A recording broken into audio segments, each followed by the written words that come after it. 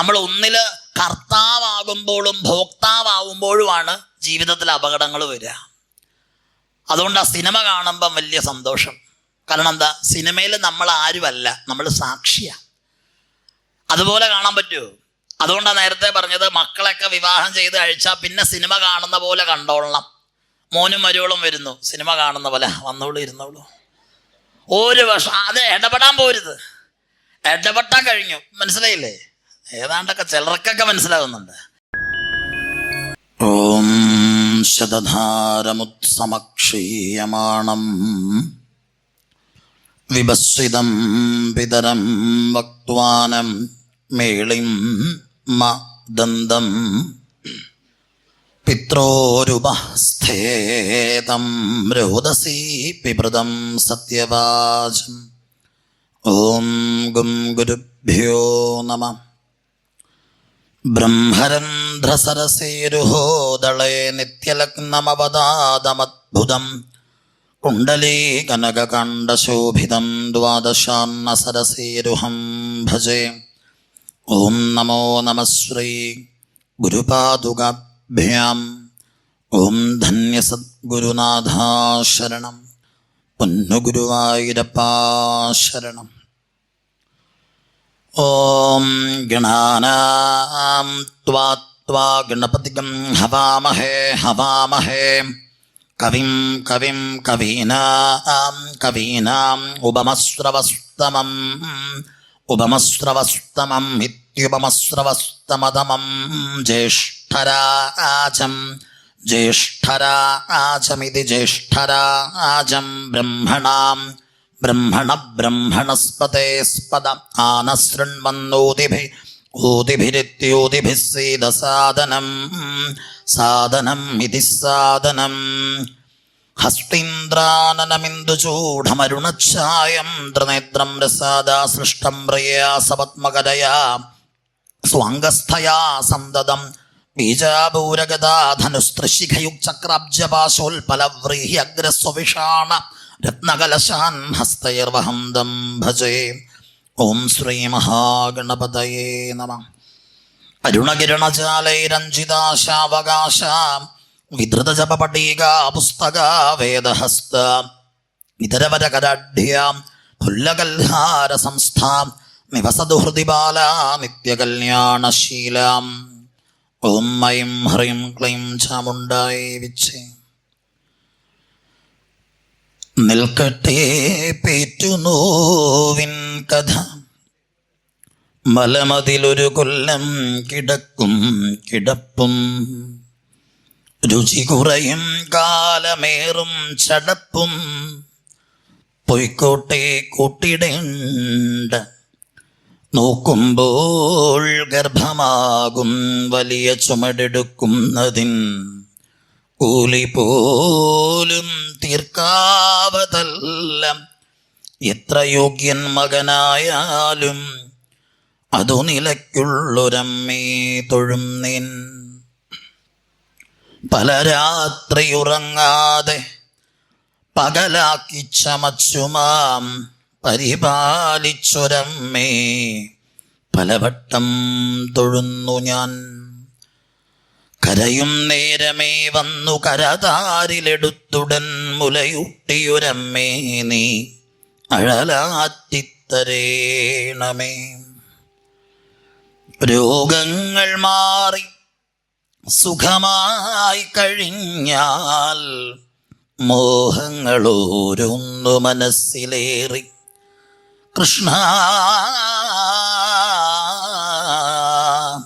നിൻ പാദങ്ങൾ മറക്കുമെങ്കിൽ ആരോഗ്യമേ മേലിൽ എനിക്കു വേണ്ട.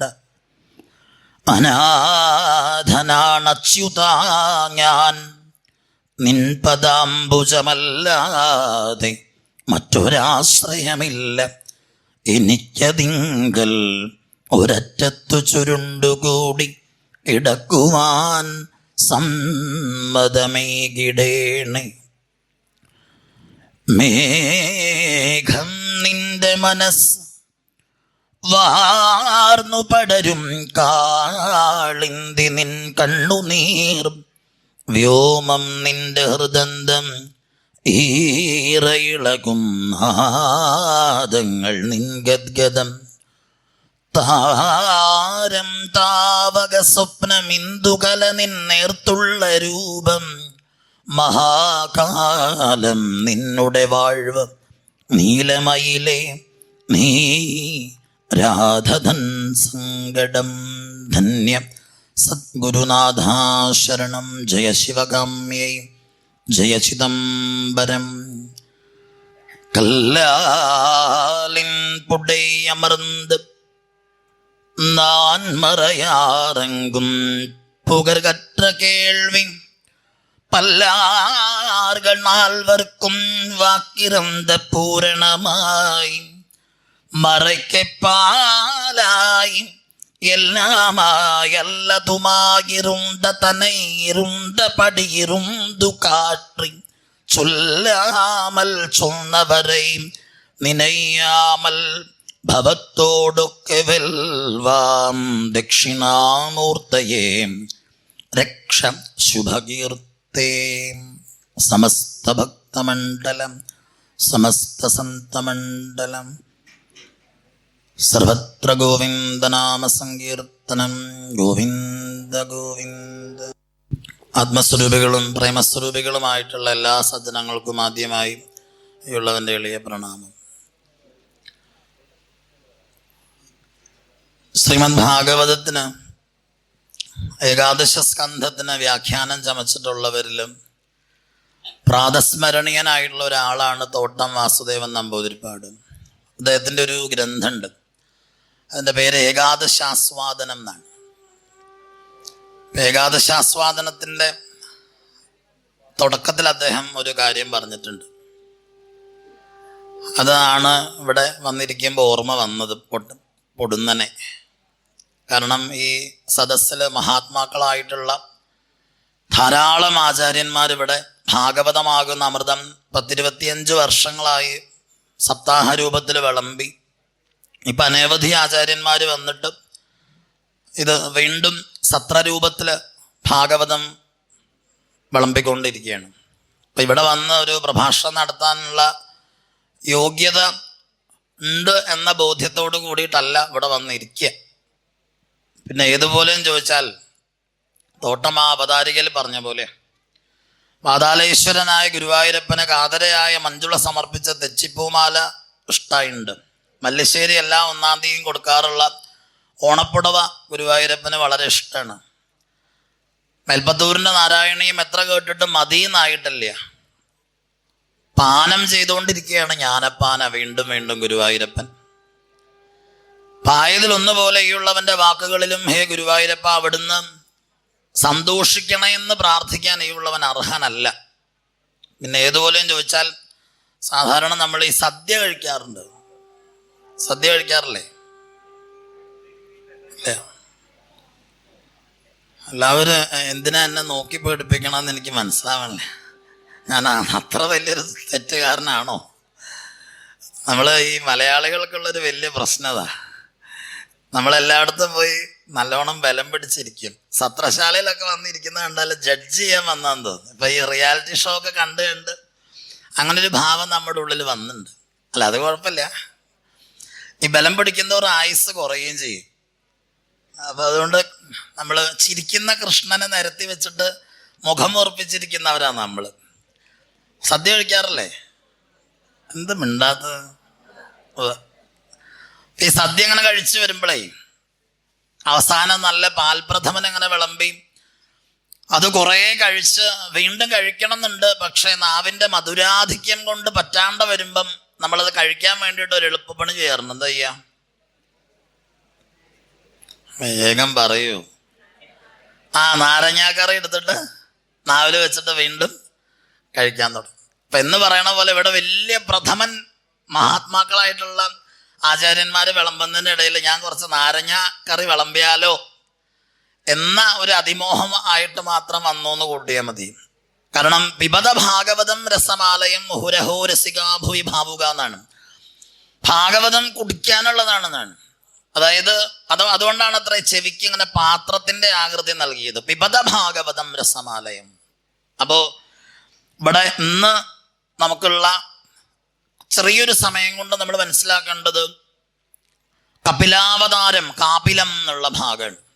അപ്പോൾ ശ്രീമദ് ഭാഗവതം എന്താണെന്ന് ചോദിച്ചാൽ നമ്മളൊരു മറുപടി അതിൽ തന്നെ ഉണ്ട്. അതായത് ദ്വാദശ സ്കന്ധത്തിൽ അവസാനം പറയും, സർവവേദാന്ത സാരം ഹി ശ്രീഭാഗവതമിഷ്യത്തെ തദ്രസാമൃത തൃപ്തസ്യ ന അന്യത്ര സ്യാദ് രതിഹി ക്വചിത്ത് എന്നാണ്. അതായത് എന്താണ് ഭാഗവതം എന്നൊരാൾ ചോദിച്ചാൽ അതിന് ഭാഗവതം പറഞ്ഞിരിക്കുന്ന മറുപടി എന്താ വെച്ചാൽ സർവ വേദാന്ത സാരം എന്നാണ്. എന്താണ്? കേൾക്കാൻ വയ്യ.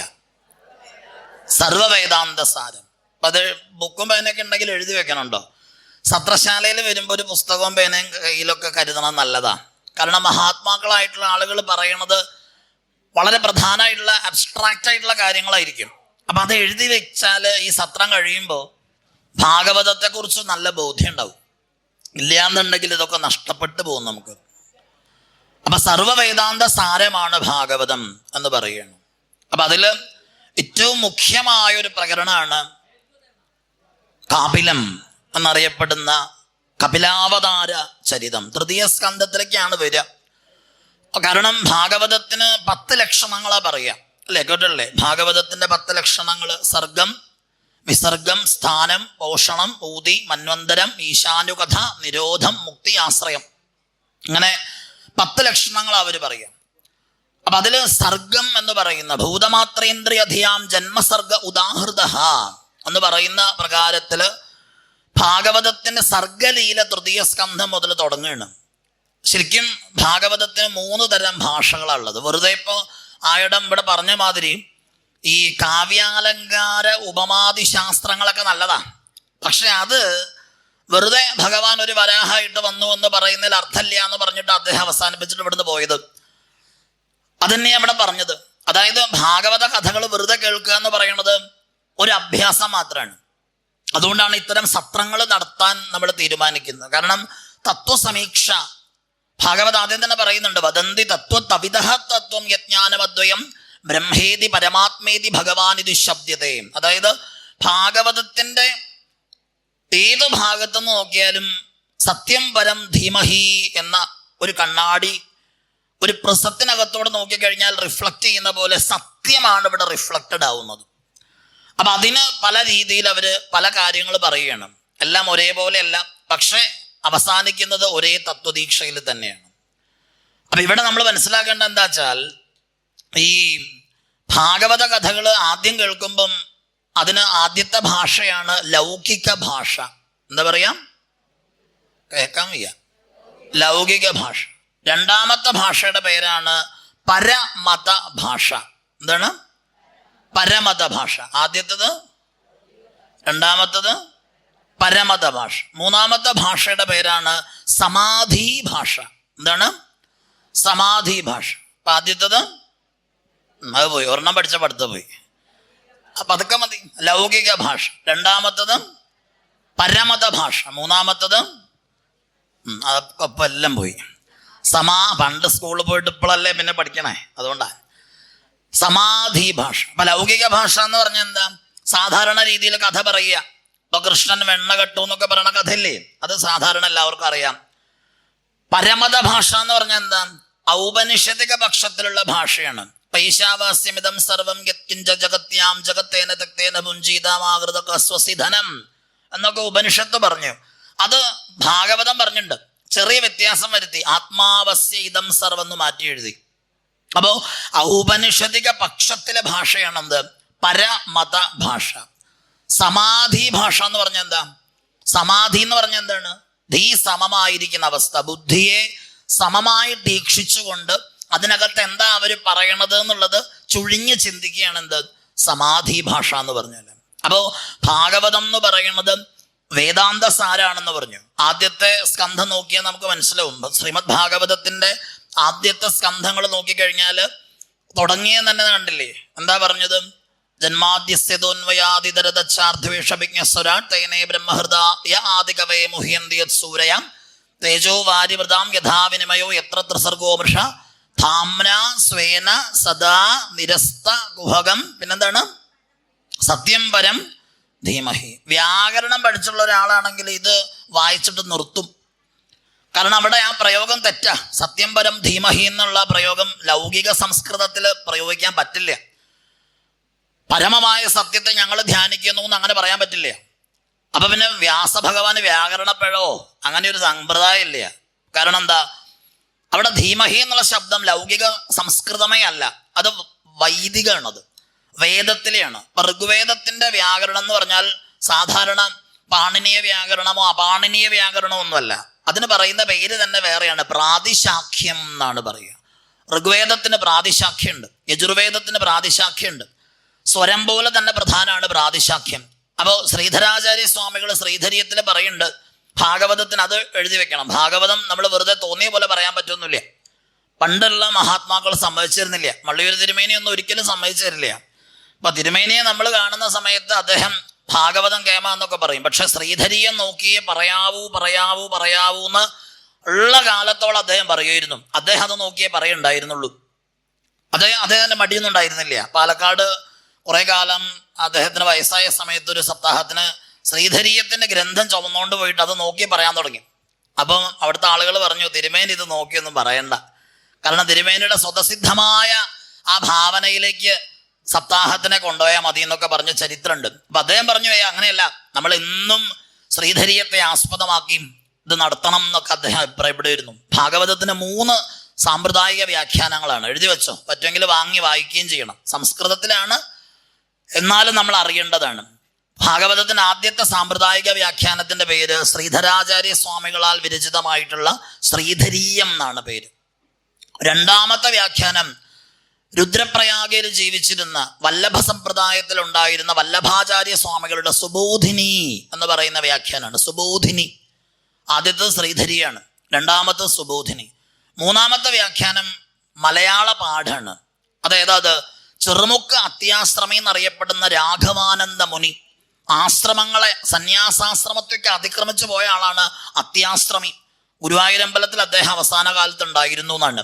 ഗുരുവായൂരപ്പൻ അദ്ദേഹത്തിന്റെ കൂടെ അങ്ങോട്ട് പോയി. പ്രാരബ്ധം രോഗമായിട്ട് വന്നു, ശരീരത്തിൽ ആകപ്പാടെ വ്രണങ്ങളൊക്കെ വന്നിട്ട് മമ്മിയൂര് ക്ഷേത്രത്തിൽ ഗുരുവായൂരപ്പൻ അദ്ദേഹത്തെ കൊണ്ട് കിടത്തിയെന്നാണ്. വില്വമംഗലം നോക്കിയ സമയത്ത് കണ്ടില്ല അദ്ദേഹത്തെ.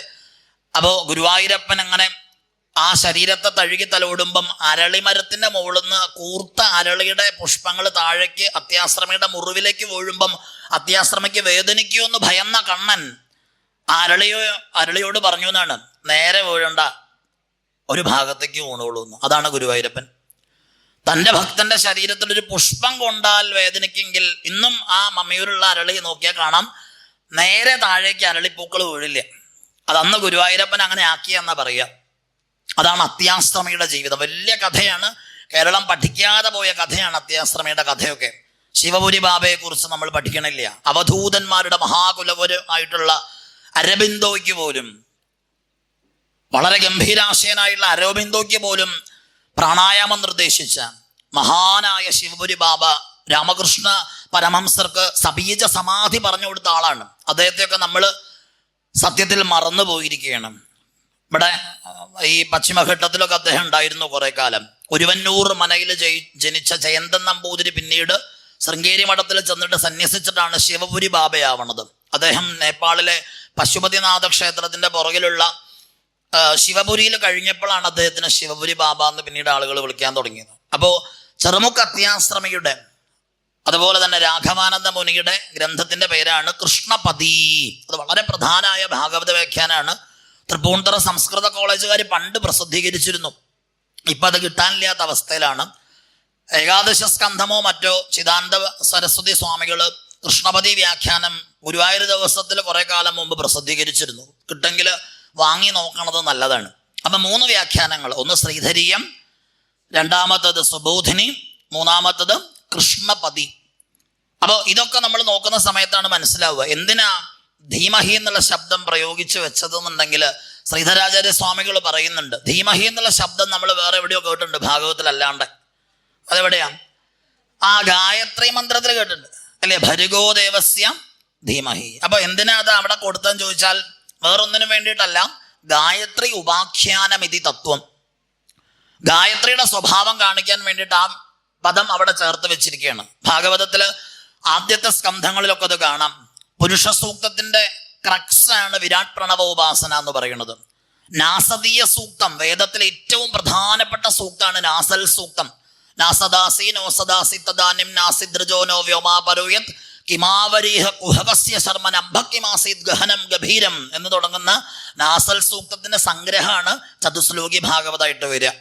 അപ്പൊ ഭാഗവതത്തിന്റെ ആദ്യത്തെ 4 സ്കന്ധങ്ങൾ ഋഗ്വേദ തത്വങ്ങൾ പ്രതിപാദിക്കുകയാണ്. അപ്പൊ ഭാഗവതത്തിന്റെ ആദ്യത്തെ 4 സ്കന്ധം എന്ത് തന്നെയാണ്? ഋഗ്വേദം തന്നെയാണ്. 5ാമത്തെ സ്കന്ധം യജുർവേദമാണ്. യജുർവേദം മുഴുവനും ഗദ്യരൂപത്തിലാണ്. 5 മുതൽ 9 വരെ സ്കന്ധങ്ങൾ നോക്കിയാൽ രുദ്ര ഗീതൊക്കെ അതിലാ വരിക. വേദങ്ങൾ പ്രതിപാദിച്ചിരിക്കുന്ന യാജുഷ ദേവതയാണ് രുദ്രൻ. വേറെ ദേവതകളെയൊന്നും പ്രതിപാദിച്ചിട്ടില്ല ഈ യജുർവേദത്തില്. അപ്പൊ രുദ്രനൊക്കെ വരിക ആ ഭാഗത്താ. അപ്പൊ 5 മുതൽ 9 വരെയുള്ള സ്കന്ധങ്ങൾ യജുർവേദമാണ്. 10ാമത്തെ സ്കന്ധം സാമം. സാമം എന്ന് പറയുന്നത് സ്തോഭാക്ഷരങ്ങളുടെ വേദമാണ്, ഗീതികാ പ്രാധാന്യമുള്ള വേദമാണ്. നമുക്ക് അത്ര എളുപ്പമല്ല ജപിക്കാനായിട്ട്. സാമം ഗീതികകളോട് കൂടിയിട്ടുള്ളതാണ്. ദശമസ്കന്ധത്തിൽ 3 ഗീതങ്ങളുണ്ട് അല്ലേ? ഗോപികാഗീതം, ഭ്രമരഗീതം, യുഗളഗീതം. ഇനിയോ 11, 12 സ്കന്ധങ്ങൾ ഭഗവത് പൂജാവിധികളും കർമ്മകാണ്ഡ സമുച്ചയാണ്. അത് അഥർവവേദാണ്. അഥർവവേദം കൊള്ളാത്ത വേദമൊന്നുമല്ല. അഥർവത്തിന്റെ സൗഭാഗ്യകാണ്ഡത്തിൽ നിന്നാണ് ആയുർവേദമൊക്കെ ഉൽപ്പന്നമായത്. ക്രിയാപദ്ധതികളൊക്കെ ഏകാദശത്തിലൊക്കെ പറയുന്നുണ്ട്. അതിന്റെ കാരണം അഥർവവേദത്തിന്റെ ഛായ കാണിക്കാനാണ്. അതുകൊണ്ടാണ് അവസാനം പറഞ്ഞു വെച്ചത് എന്ത്? സർവവേദാന്ത സാരം ഹി ശ്രീഭാഗവതമിഷ്യത്തെ. അല്ലാതെ വെറുതെ അവർ പറയല്ല ഭാഗവതം വേദാണെന്നൊക്കെ വെറുതെ പറയല്ല. നിഗമകൽപ്പ തരോർഗളിതം ഫലം എന്നൊക്കെ ആലങ്കാരികമായിട്ട് പറഞ്ഞതല്ല. അതിൽ ഏറ്റവും സുപ്രധാനമായ വേദാന്ത പ്രകരണമാണ് കപിലന്റെ കഥയും കപിലോപദേശവും. അപ്പൊ നമ്മൾ മനസ്സിലാക്കേണ്ടത് എങ്ങനെയാണ്, എപ്രകാരത്തിലാണ് എന്നുള്ളത് വളരെ പ്രധാനമായ ധർമ്മദീക്ഷ തന്നെയാണ്. നോക്കൂ, തൃതീയ സ്കന്ധത്തിന്റെ സ്വഭാവം തന്നെ ഭൂതമാത്രേന്ദ്രിയധിയാം ജന്മസർഗ ഉദാഹൃത. അതായത് പ്രപഞ്ചത്തിന്റെ സൃഷ്ടി എന്താണ് എന്ന് പറയുകയാണ്. സൃഷ്ടിക്രമം പറയുകയാണ്. പ്രപഞ്ചത്തിന്റെ സൃഷ്ടി എങ്ങനെയാണ് എന്ന് പറയുകയാണ്. മാത്രമല്ല ബ്രഹ്മദേവനൊരു സ്വഭാവമുണ്ട്. ബ്രഹ്മാവ് സൃഷ്ടിച്ചിരിക്കുന്ന ഏതൊരാളോടും അദ്ദേഹം പറയണ എന്താ? സൃഷ്ടി നടത്തിക്കോളൂ എന്നാ പറയാ. എല്ലാവരും ഒന്നത് കേട്ടൊന്നുമില്ല. കേട്ടോ? ഇല്ല, എല്ലാവരും കേട്ടിട്ടില്ല. ചിലർ സനകാദികളോട് അദ്ദേഹം പറഞ്ഞു നിങ്ങൾ സൃഷ്ടിക്കാൻ പൊക്കോളൂ. അവര് പറഞ്ഞു പറ്റില്ല പറഞ്ഞു. പ്രചേതസ്സുകളോട് പറഞ്ഞു എന്നാ അവര് പറഞ്ഞു എന്നാ അങ്ങനെ ആവാന്ന് പറഞ്ഞു. ഇവിടെ കർദമ പ്രജാപതിയോട് ബ്രഹ്മാവ് പറഞ്ഞതും അതന്നെയാണ്. ശരിക്കും പറഞ്ഞാൽ ഈ ബ്രഹ്മാവിന്റെ നിഴലിൽ നിന്നുണ്ടായ ആളാണ് കർദമൻ എന്നാ പറയാ. നിഴൽ എന്ന് പറഞ്ഞാൽ ഓറ. ബ്രഹ്മാവ് എന്ന് പറഞ്ഞാൽ എന്താ? ഭാഗവതത്തിൽ നമ്മൾ കഥാപാത്രങ്ങളെ എങ്ങനെയാ സംസ്കരിക്കേണ്ടത് എന്നുള്ളത് മറക്കരുത്. ബ്രഹ്മാവ് സൃഷ്ടികർത്താവ് എന്നല്ലേ പറഞ്ഞത് അല്ലേ? അപ്പൊ ബ്രഹ്മാവ് എന്ന് പറഞ്ഞ ഒരാൾ മുകളിൽ ഇരുന്നിട്ട് കുറെ ആളുകൾ അങ്ങനെ സൃഷ്ടിച്ച് വിടുകയാണോ? അങ്ങനെയാണോ? രാവിലെ ആകുമ്പോൾ പാറക്കുട്ടി താഴേക്ക് പോട്ടെ, ഗോപാൽ നായർ താഴേക്ക് പോട്ടെ, അങ്ങനെയാണോ? അല്ല. അപ്പൊ ബ്രഹ്മാവ് ആരാണെന്ന് ആലോചിച്ച് നോക്കൂ. ഇവിടെ ഇരിക്കുന്ന സമയത്ത് അകത്തിരിക്കുന്ന ഭഗവാനെ കാണുന്നില്ലേ? ഉറങ്ങിയ കാണുന്നുണ്ട് അല്ലേ? ഇവിടെ നടക്കണ കാര്യമൊക്കെ കാണുന്നില്ലേ? ഉണ്ട്. ആരാ നമ്മളെ ഇതൊക്കെ കാണിച്ചു തരണത്?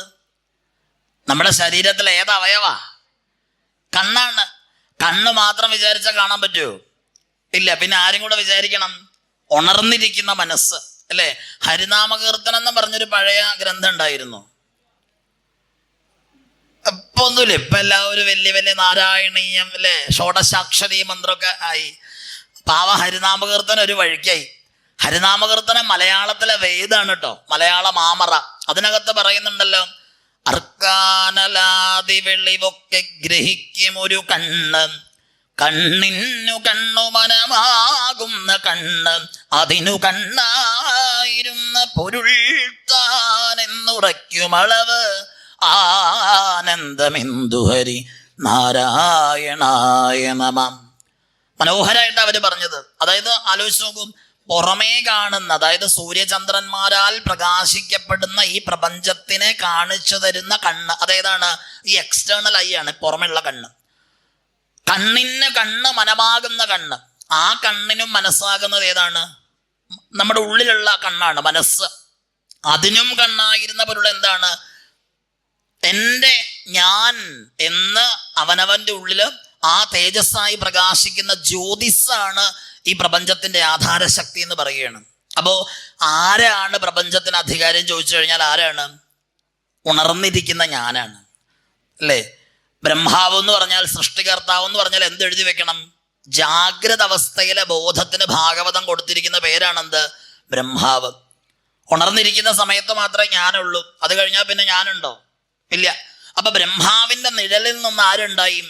കർദമ പ്രജാപതി ഉണ്ടായി എന്നാണ്. ദമശീലമുള്ള ആളെ പറയുന്ന പേരാണെന്ത്? കർദമൻ എന്ന് പറഞ്ഞാൽ ദമശീലുള്ള ആളെന്നാണ്. അന്തരേന്ദ്രിയ നിഗ്രഹമുള്ള ആളാണ് കർദമൻ എന്ന് പറഞ്ഞാൽ. ദമശീലുള്ള ആളാണ്. ആ കർദമ പ്രജാപതിക്ക് തപസ് ചെയ്യാൻ തന്നെയാണ് താല്പര്യം ഉണ്ടായിരുന്നത്. പക്ഷേ അച്ഛനായിട്ടുള്ള ബ്രഹ്മാവിന് എന്താ താല്പര്യം? കുട്ടികളെ കല്യാണം കഴിപ്പിക്കാനല്ല എല്ലാവർക്കും താല്പര്യം ഉണ്ടാവും. അപ്പൊ അതുപോലെ ആ മഹാവിഷ്ണു ഒരു സൂത്രം ഒപ്പിച്ചു. ഗുരുവായൂരപ്പൻ എന്താ ചെയ്തത്? പ്രത്യക്ഷപ്പെട്ടിട്ട് അങ്ങടൊരു വരം ആവശ്യപ്പെട്ടു എന്നാണ്. ഞാൻ അങ്ങയുടെ മകനായി പിറന്നോട്ടെ എന്ന് മഹാവിഷ്ണു ഭഗവാൻ ചോദിച്ചു എന്നാണ്. അഹോ ഭാഗ്യം. അങ്ങനെ കർദമ പ്രജാപതിയെ ആര് വിവാഹം കഴിക്കുകയാണ്? രണ്ടാളും കൂടെ. നോക്കൂ, ബ്രഹ്മാവും വിഷ്ണുവും തമ്മിൽ ആലോചിച്ചൊരു വിവാഹം തന്നെയാണിത്. അതെന്താ അർത്ഥം എന്ന് നമുക്ക് പിന്നീട് നോക്കാം. അങ്ങനെ ദേവഹൂതി എന്നു പേരായിരിക്കുന്ന ആ അമ്മ ആ കർദമ പ്രജാപതിയുടെ ജീവിതത്തിലേക്ക് കടന്നു വരികയാണ്. ആഹൂതി ചെയ്യപ്പെടാൻ താല്പര്യമുള്ള അമ്മ ആയതുകൊണ്ടാണ് ആ അമ്മയ്ക്ക് ദേവനാഹൂതി ചെയ്യപ്പെടേണ്ടവൾ, ആഹൂതി ചെയ്യപ്പെട്ടവൾ, ആഹൂതി ചെയ്യാൻ ആ ധർമ്മം നിലനിർത്താൻ വേണ്ടിയിട്ട് പരിശ്രമിച്ചവളായതുകൊണ്ടാണ് ആ അമ്മയ്ക്ക് ദേവഹൂതി എന്ന പേര്. അങ്ങനെ കർദമ പ്രജാപതിയും ദേവഹൂതിയും തമ്മിലുള്ള വിവാഹമൊക്കെ ഗംഭീരമായിട്ട് കഴിഞ്ഞു. പക്ഷേ ആ വിവാഹാനന്തരവും അവര് ലൗകികമായിരിക്കുന്ന ധർമ്മങ്ങളിലേക്കൊന്നും പോയില്ല. പ്രൗഢഗംഭീരമായ തപസ്സാണ് ഭാര്യാഭർത്താക്കന്മാർ അവിടെ അനുഷ്ഠിച്ചത് എന്ന് പറയുകയാണ്. അപ്പോൾ ശരിക്കും പറഞ്ഞാൽ വൈവാഹിക ധർമ്മം എന്ന് പറയുന്നത് എന്താണ് എന്ന് കാണിക്കുന്നുണ്ട്. ഈശ്വരാനുഗ്രഹം കൊണ്ട് ഉണ്ടാവേണ്ടതാണ് പ്രപഞ്ച സൃഷ്ടി. കർദമനും ദേവഹൂതിയും അങ്ങനെയാണ് ജീവിച്ചത്. തപസ്സില്ലാത്ത ഗാർഹസ്ഥ്യം തട്ടിപ്പടഞ്ഞ് നശിക്കുന്ന ഒരു ലോകത്താണ് നമ്മൾ ജീവിക്കുന്നത്. നമ്മുടെ കുട്ടികളൊക്കെ നമ്മൾ നോക്കിയാൽ കാണാൻ പറ്റും. പ്രത്യേകിച്ച് ഗാർഹസ്ഥ്യ ധർമ്മം എന്ന് പറയുന്നതിന് ധർമ്മമില്ലാത്ത അവസ്ഥ. എന്താ ഇപ്പൊ ധർമ്മം എന്ന് പറഞ്ഞാൽ? മഹാഭാരതം പറയുന്നുണ്ട് അല്ലേ? ധർമ്മം എന്ന് പറഞ്ഞാൽ എന്താന്ന് ചോദിച്ചാൽ എന്താ പറയുക? നമ്മൾ ഒരാൾ ചോദിക്കുക എന്താ ധർമ്മം എന്ന് ചോദിച്ചാൽ എന്താ പറയുക? മഹാത്മാക്കൾ വരെ കുഴങ്ങുന്ന ചോദ്യം എന്ന് എല്ലാവരും പറയാറുണ്ട്. പക്ഷെ അങ്ങനെയല്ല. ധർമ്മം എന്ന് പറഞ്ഞാൽ ഇത്രയേ ഉള്ളൂ. ഇനി ഒരിക്കലും മറക്കാൻ പാടില്ല. ഈ സത്രം കഴിയുമ്പം ധർമ്മം എന്താണെന്ന് ഓർത്തിരിക്കണം. എന്താ ധർമ്മം എന്ന് പറഞ്ഞാൽ? മഹാഭാരതം നോക്കിയാൽ മനസ്സിലാവുന്നത് എന്താണ്? ചെയ്യേണ്ട കാര്യങ്ങൾ ചെയ്യേണ്ടതുപോലെ ചെയ്യേണ്ട സമയത്ത് ചെയ്യലാണ് ധർമ്മം. എന്താണ്? ചെയ്യേണ്ട കാര്യങ്ങൾ ചെയ്യേണ്ടതുപോലെ ചെയ്യേണ്ട സമയത്ത് ചെയ്യുന്നതാണ് ധർമ്മം. അങ്ങനെയാണോ നമ്മൾ ചെയ്യണതെന്ന് പതുക്കെ ഇപ്പം ആലോചിക്കണ്ട. പിന്നെ പതുക്കെ വീട്ടിലൊക്കെ ചെന്ന് സമാധാനമായിട്ടൊന്ന് ആലോചിച്ചാൽ നമുക്ക് മനസ്സിലാവും. അപ്പൊ ഇവിടെ ദേവഹൂതിയാവുന്ന അമ്മയും ഈ പറയുന്ന കർദമനായിരിക്കുന്ന ആ സാക്ഷാൽ ഈശ്വര സ്വരൂപന്റെ ആ അപാര മഹിമ പേറുന്ന മഹത്തായിട്ടുള്ള സ്വരൂപം അവർ രണ്ടാളും കൂടെ ചെയ്ത എന്താണ്? ലോകത്തിന് ധർമ്മത്തെ കാണിച്ചു കൊടുത്തു. വെറുതെ വൈകൃതങ്ങളിൽ നിന്നല്ല ഒരു പ്രജാസൃഷ്ടി ഉണ്ടാവേണ്ടത്, തപസ്സിന്റെ മഹത്വം കാണിക്കുകയാണ്. ആ അമ്മയാണെങ്കിലോ അപാരമായ തപസ്വിനിയാണ് ആ അമ്മ. ഗുരുവായൂരപ്പനില് എങ്ങനെയാണോ കർദമൻ തൻ്റെ ജീവിതത്തെ സമർപ്പിച്ചത്, അതിലേറെ ആ കർദമ പ്രജാപതിയുടെ പാതാരവിന്ദങ്ങളില് തൻ്റെ ജീവിതം സമർപ്പിച്ച ഒരു അമ്മയാണ്. ഭാഗവതത്തിൽ നമ്മൾ മനസ്സിലാക്കേണ്ടിട്ടോ, കുറേ അമ്മമാരിങ്ങനെ കടന്നു വരികയാണ്. ആദ്യത്തെ ദിവസം കുന്തി മാതാവാകുന്ന അമ്മ അല്ലേ, കണ്ടില്ലേ? നമസ്തേ പുരുഷം ദ്വാദ്യമീശ്വരം പ്രകൃതേപരം എന്ന് കുന്തി മാത്രമേ പറഞ്ഞുള്ളൂ. ത്വാദ്യമീശ്വരം, അവിടുന്നല്ലാതെ മറ്റൊരാശ്രയം ഇല്ല എന്ന് ഉറപ്പിക്കുകയാണ്. ഈ അമ്മയും അങ്ങനെ തന്നെയാണ്. കപിലന് ജന്മം കൊടുക്കാൻ പറ്റിയ അമ്മ എന്ന് പറഞ്ഞാൽ നിസ്സാരക്കാരിയായ അമ്മ ആയിരുന്നില്ല. നമുക്ക് ഈ ലയം, അതായത് ഈ ഉറപ്പ് ഗുരുവായൂരപ്പന് നമുക്ക് ഉണ്ടാവണം. ആ അമ്മയ്ക്ക് തൻ്റെ ഭർത്താവിലുണ്ടായിരുന്ന അസാധാരണമായൊരു ലയം, അല്ലെങ്കിൽ അസാധാരണമായ ഗാംഭീര്യമാർന്ന ഒരു ആത്മനിവേദനത്തിൻ്റെ ശക്തി കപിലന് ജന്മം കൊടുക്കുന്നതിന് കാരണമായിട്ടുണ്ട്. അത് നമ്മൾ മറക്കാൻ പാടില്ല. ശരിക്കും ഇവിടെ ആ വിഷയം, ആ അമ്മയാണ് ആ വിഷയത്തിൽ ഇവിടെ കൊടുത്തിരിക്കുന്നത്. കപിലാവതാരം എന്ന് പറയുന്ന വിഷയത്തെക്കാൾ പ്രാധാന്യത്തോടു കൂടി വിഷയത്തിന്റെ ടൈറ്റിൽ ഈ നോട്ടീസിൽ നോക്കിക്കഴിഞ്ഞാൽ ദേവഹൂതിക്ക് എന്തുകൊണ്ട് കൊടുത്തു എന്നൊരു ചോദ്യം വരാം. കാരണം ആ ദേവഹൂതി ഇല്ലെങ്കിൽ കപിലനില്ല. ആ അമ്മയിലൂടെ വന്ന തപസ് തന്നെയാണ്. കാരണം ഒരമ്മ ആർജിക്കുന്ന തപസ്, അത് എളുപ്പമല്ല. ആ അമ്മയുടെ ഹൃദയത്തിൽ അങ്കുരിക്കുന്ന ഭക്തി, ഉറപ്പ്. പക്ഷെ നമുക്ക് ആ ഉറപ്പില്ല. പരിപൂർണമായി നമ്മുടെ ഉള്ളിലുള്ള ഈഗോ കത്തിത്തീരാതെ നിഷ്കളങ്കമായിട്ട് ഗുരുവായൂരപ്പനോട് നമുക്ക് പെരുമാറാൻ സാധിക്കുന്നുണ്ടോ എന്ന് നമ്മൾ ആലോചിക്കേണ്ടതാണ്.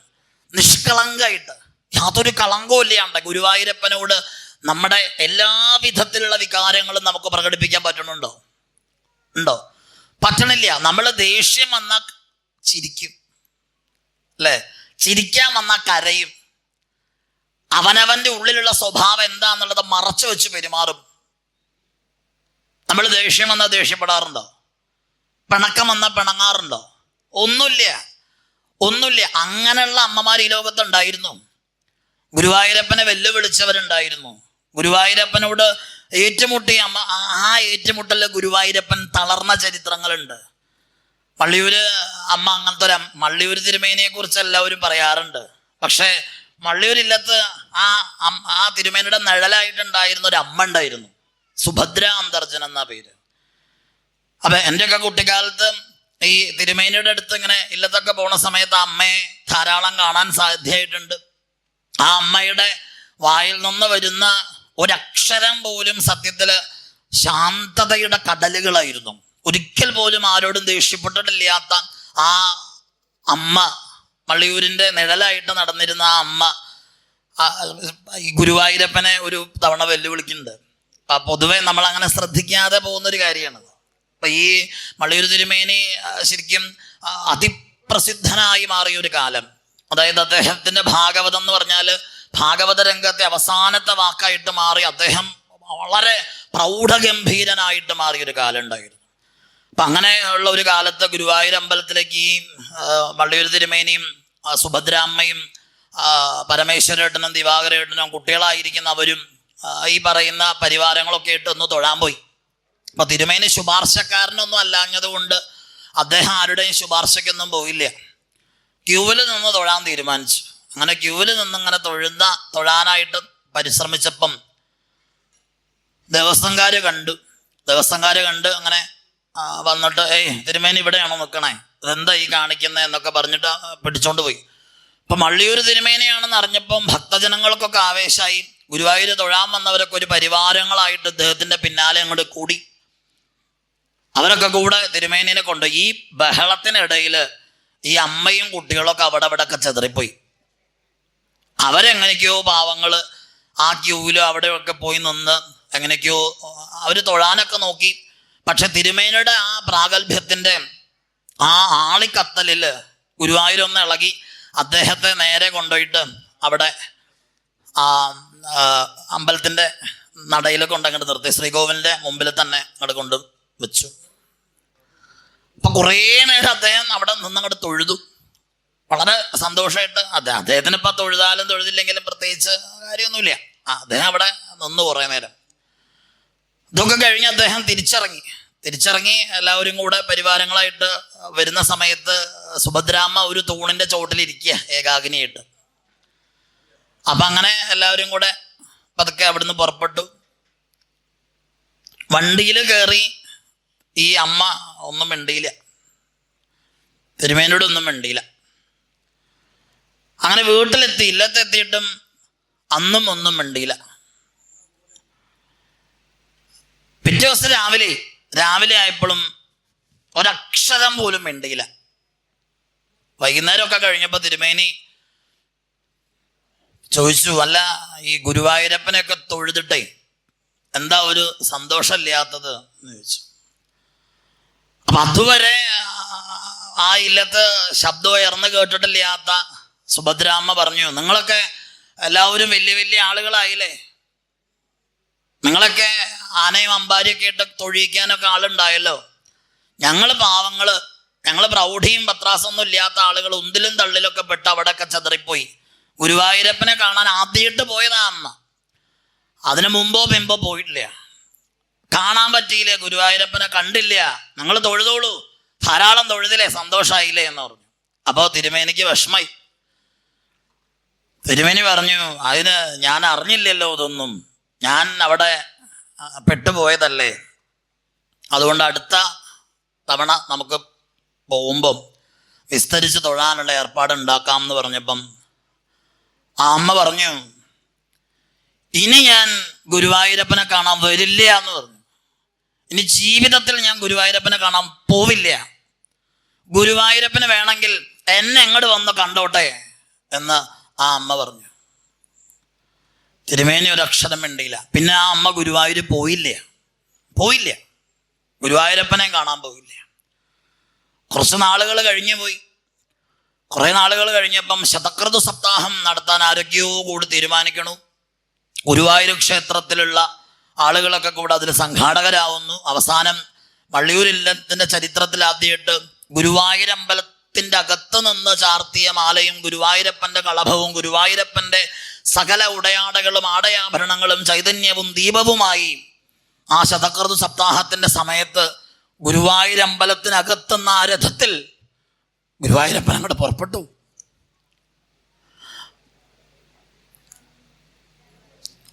ആ മള്ളിയൂരില്ലത്തിൻ്റെ വാതുക്കലേക്ക് വന്നപ്പം കൊട്ടും ആർപ്പും കുരവയുമായിട്ട് ഗുരുവായൂരപ്പൻ വരികയാണ്.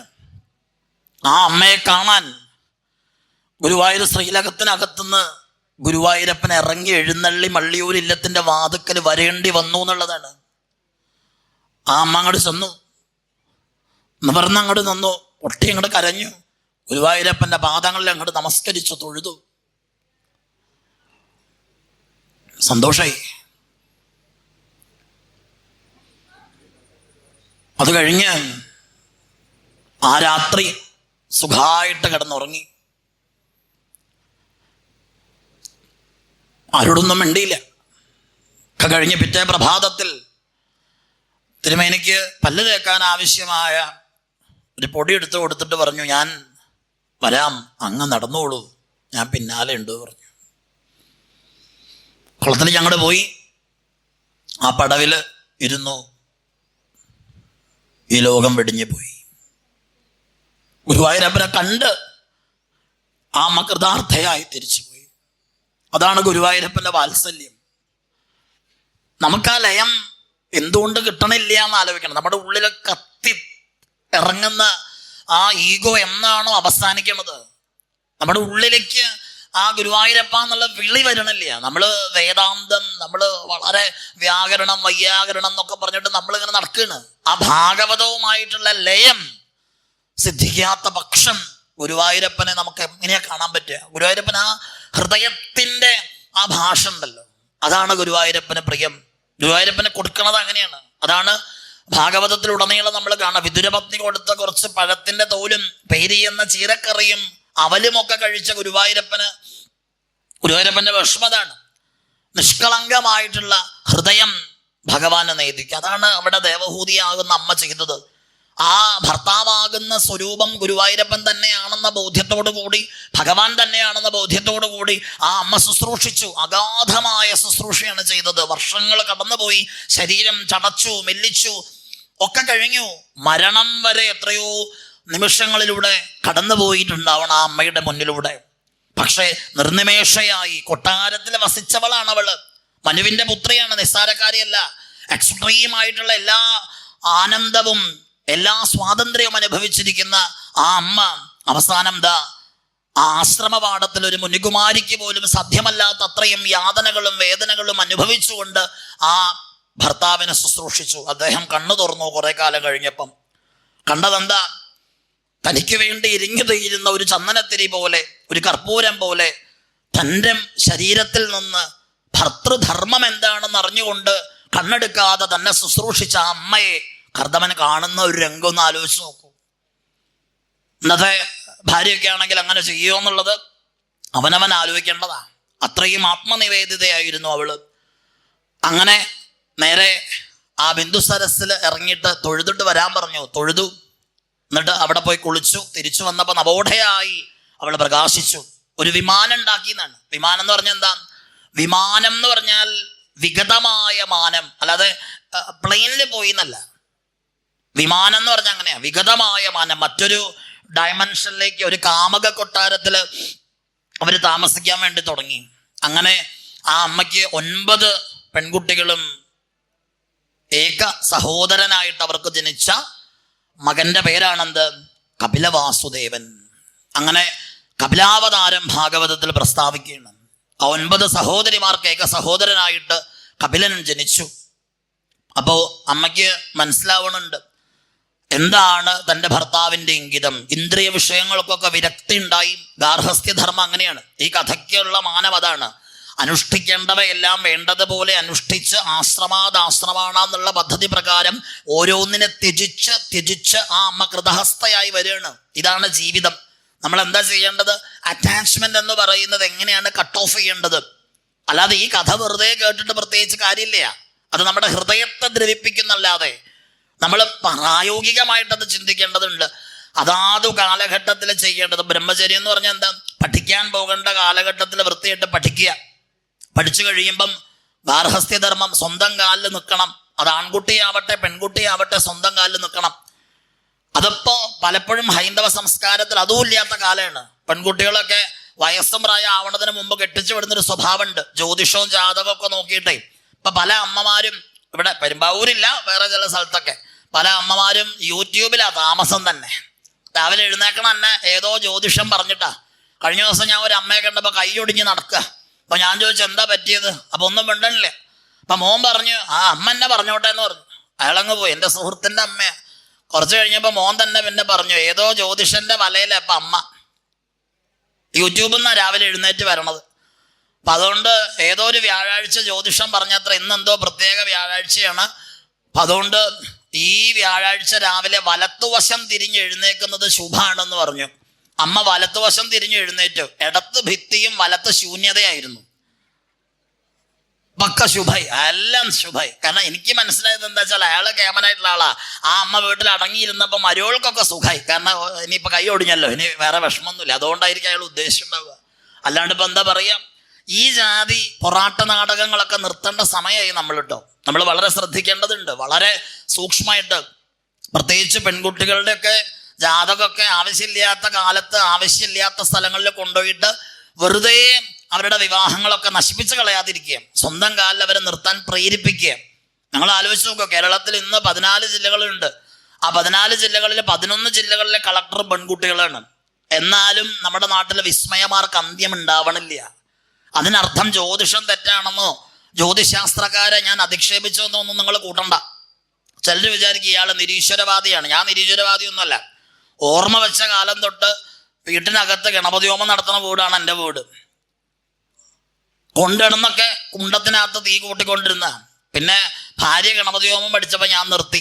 എല്ലാ ദിവസവും പുകയിടുന്ന വീടാണ്. അങ്ങനെ ശക്തനായ ഈശ്വരവിശ്വാസിയാണ് നമ്മൾ. പക്ഷെ അന്ധവിശ്വാസങ്ങളെ പ്രോത്സാഹിപ്പിക്കാൻ വിഷമമുണ്ട്. അതുകൊണ്ട് പെൺകുട്ടികളുടെ വിദ്യാഭ്യാസം നമ്മൾ അഷ്വർ ചെയ്യേണ്ടതായിട്ടുണ്ട്.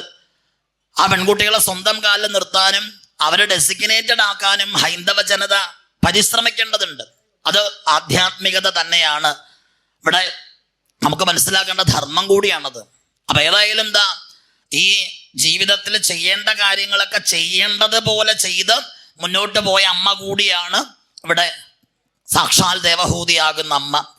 എന്തു വേണം? വയസ്സും പ്രായമൊക്കെ ആയി കഴിഞ്ഞാൽ പിന്നെ എന്താ ചെയ്യേണ്ടതെന്ന് പറയണം. കുട്ടികളൊക്കെ വിവാഹം ചെയ്ത് അയച്ചു കഴിഞ്ഞാൽ പിന്നെ തപസ്സിൻ്റെ മാർഗത്തിലേക്ക് പോകണം എന്നാണ്. ഭജനീയം സംഭ്രജനീയം വനസംപൃക്തോ ഇത് വാനപ്രസ്ഥാന്ന് പാണിനി പറയുന്നത് പോലെ. അപ്പം അതുകൊണ്ട് എന്തു വേണം? പ്രായമായി കഴിഞ്ഞാൽ കുറച്ച് ഇനിയെങ്കിലും നമ്മളൊന്ന് ശ്രദ്ധിച്ചോളാം.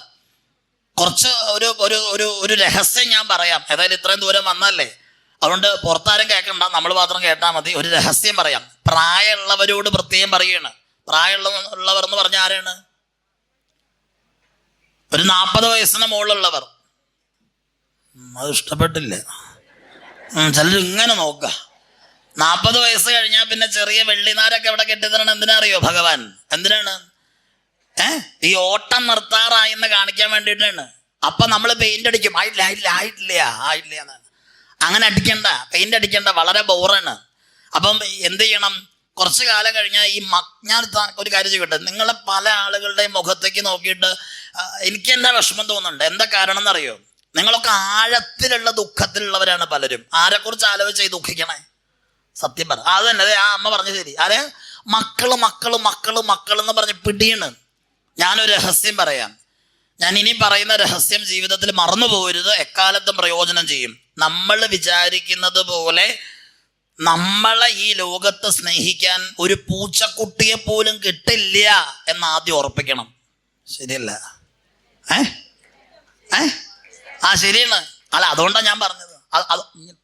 കാരണം എന്താ അറിയോ, നമുക്ക് സത്യത്തിൽ സ്നേഹം ആരോട് തന്നെയാണ്? നമ്മളോടാണ്. അതുകൊണ്ടാണ് വേറെ ആളെ കിട്ടില്ല പറഞ്ഞത്. അപ്പൊ കുടുങ്ങി. നമ്മൾ അത്ര സ്വാർത്ഥരാണ്, അത് അംഗീകരിക്കണം ആദ്യം. അപ്പൊ എന്താ വേണ്ടത് അറിയോ, ഈ മക്കളൊക്കെ പ്രായമാവുമ്പോൾ നമ്മൾ എന്താ ചെയ്യേണ്ടത്? അവരൊക്കെ എവിടെയെങ്കിലും എത്തിച്ചു കഴിഞ്ഞാൽ പിന്നെ അതിന്റെ പിന്നാലെ നടക്കരുത്. ഞാൻ വെറുതെ പറയല്ല, അത് പ്രായോഗികമായിട്ട് പറയുന്നു. നമ്മൾ പിന്നെ നടക്കരുത്. ഈ മക്കള് എന്ന് പറഞ്ഞ് ജീവിച്ച് ദുരിതം അനുഭവിച്ച കോടിക്കണക്കിന് ആളുകൾ ഞാൻ കാണിച്ചു തരാം.